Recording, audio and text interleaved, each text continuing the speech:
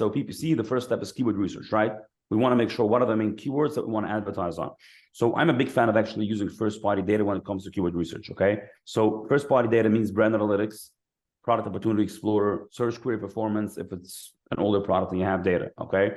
Now, we also use Helium 10, we also use Data Dive, but if you can get information from Amazon itself, from brand analytics or product opportunity explorer, we'll go with that, okay? Now, how do we get the keywords? So what we do is we take your top competitors. So again, let's use the garlic press example. We see, okay, which competitors sell the most for the keywords, which competitors sell the most garlic presses, right? We'll take these ASINs, we'll pull them into brand analytics. And Amazon will tell you, okay, Amazon will give you a list of keywords and tell you that these are the keywords that drive the most sales to these top listings, okay? So now we know, okay, these are basically the keywords that drive sales and conversion to our main competitors. And then we'll take these keywords and we'll start creating campaigns for that, okay? Now, just one, maybe a little bit of a technical thing that I would say. When you choose the keywords, you have to make sure it's the right keywords, okay? So I'll explain what I mean by that. Number one, you want to choose keywords that have a high search volume, right? So if you choose a keyword that only, let's say, 500 people search a month, that's not going to really make a dent on your product. Again, you can advertise on that, but you want to make sure first to also have your main keywords, okay? But also, when you have these high search volume keywords, you also want to make sure that they are very, very relevant to your product. So a good example I like to give, so let's say you're selling cups, right?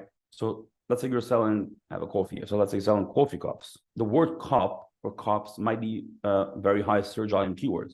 But the problem is that when somebody searches for cup, they are not necessarily looking to buy a coffee cup, right? It might be a plastic cup or maybe a mug, I don't know, like a different type of cup.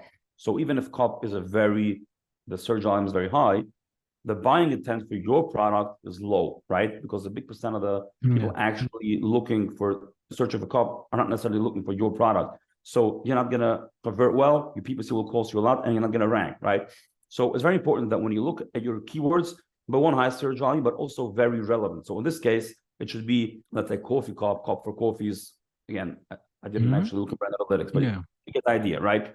So a good way how I look at it is in brand analytics, you can see the top 3 clicked ASINs. I want to make sure that at least 2 of the top 3 clicked ASINs is similar to my product. So let's say if you look at the keyword cups, and you do see that the first 2 ASINs that shoppers click in is actually a coffee cup, then it's okay to choose that keyword, right? Because at least 2 of the 3 that is actually the product that we sell, okay? So that's a good tip on how you can see on the keyword, like if it's really relevant to your product or it's a broader keyword, okay? Now, one more thing. Sometimes you have keywords that are very, I call it not buying intent. A good example is, right? We just said Q4, a Christmas gift for Christmas, right? The very high search volume keyword, but the buying intent, the conversion rate of this keyword in general is super low, right? Because people that search this keyword, they don't know exactly they want to buy, right? So it's very, very hard to rank on a keyword like that. What I consider a good buying intent keyword is that when you search in brand analytics a keyword, you can see the click share of the first 3 ASINs and the conversion share. I like to have a conversion share of at least 30% between the top 3 ASINs. If the top 3 ASINs combined have around a 30% conversion share, that means that it's a pretty high buying intent keyword. But if you see that even the top 3 ASINs together have like a 10 or 15%, even 20% conversion share, that usually means that it's the buying intent for this keyword is very low. Just a small word here. Also, when you look at variations, that's hard to see just because when you have, let's say, you're selling a product with a lot of different colors, let's say shoes, right? Then you will always see the conversion share like almost 0 on brand analytics because somebody will click into one variation and then buy a different variation. So the whole brand analytics gets a little bit skewed. Again, so the idea is keyword research, make sure to have your list of keywords that drive sales to your competitors.